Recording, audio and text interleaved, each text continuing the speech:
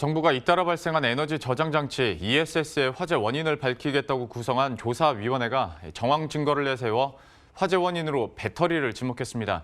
하지만 배터리 결함이 아니라 배터리 이상이란 표현을 쓰면서 논란은 종식되지 않고 있는데요. 글로벌 경쟁에서 타격을 입게 된 국내 제조업체들도 즉각 반발하고 있습니다. 문수련 기자와 함께 관련 내용 보다 구체적으로 알아보도록 하겠습니다. 가장 좀 걸리는 것부터 한번 얘기를 해보도록 하겠습니다. 배터리가 지목이 되긴 했는데 이게 결함이 아니라 이상이라고 표현한 특별한 이유가 있습니까? 네, 우선 어제 발표된 조사단의 결과부터 말씀을 드리겠습니다. 예. 2차 조사단은 작년 8월 이후에 발생했던 총 5건의 ESS 화재 원인을 밝혀내기 위해서 작년 10월에 구성이 됐는데요. 총 4개월간의 조사를 진행했는데 결국 조사단은 ESS의 화재 원인을 배터리로 지목을 했습니다. 표를 보면서 말씀을 드리면 조사단은 지난해 8월 이후 총 5건의 ESS 화재가 발생을 했는데 이 중 4곳에서 배터리 문제로 불이 났다고 밝혔습니다. 양극판 손상과 배터리 내부 이물질 형성 등이 발견됐고 배터리 내부부터 불이 난 흔적이 발견됐다는 게 그 배경입니다. 그런데 문제는 화재가 발생하면서 배터리 핵심 증거로 이제 지목할 만한 증거들이 모두 다 이제 전소가 됐다는 건데요. 예. 그래서 조사단은 비슷한 시기에 만들어진 비슷한 배터리를 가지고 실험을 했고 그 결과 화재의 원인을 배터리로 지목을 했습니다. 정황상 추정할 수밖에 없었기 때문에 조사단은 화재 원인을 배터리 결함으로 판정한다가 아니라 배터리 이상으로 추정한다고 밝혔습니다.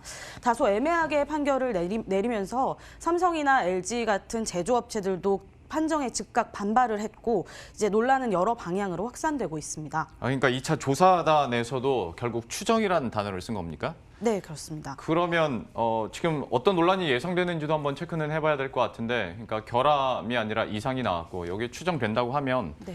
누가 얼마나 크게 잘못했고 누구 책임인지는 여전히 무자르듯 가르기가 쉽지 않겠네요. 네, 그렇습니다. 일단 가장 문제가 되는 것은 손해배상과 관련된 문제가 있습니다.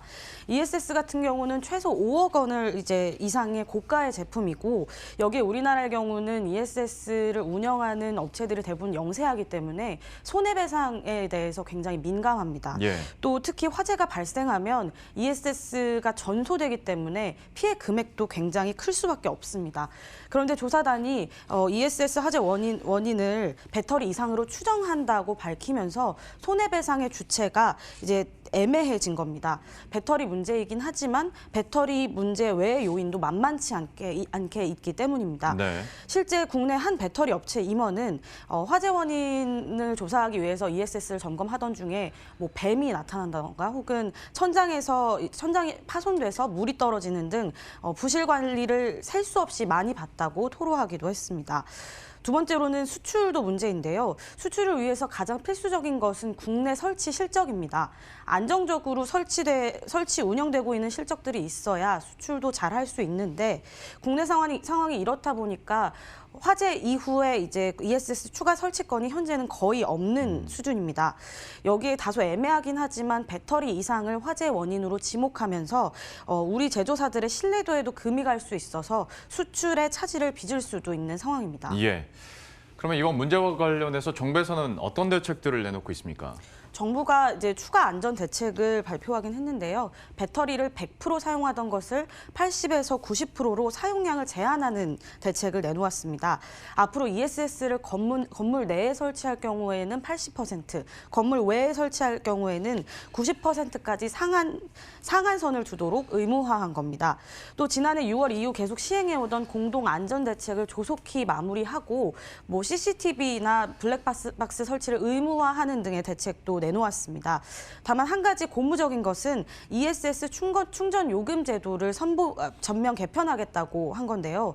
조사단이 배터리를 화재 원인으로 지목하긴 했지만 해외에서는 사실 ESS 불이 나지 않는 점 등을 고려했을 때 우리나라 ESS 운영에 문제가 있을 가능성도 크기 때문입니다.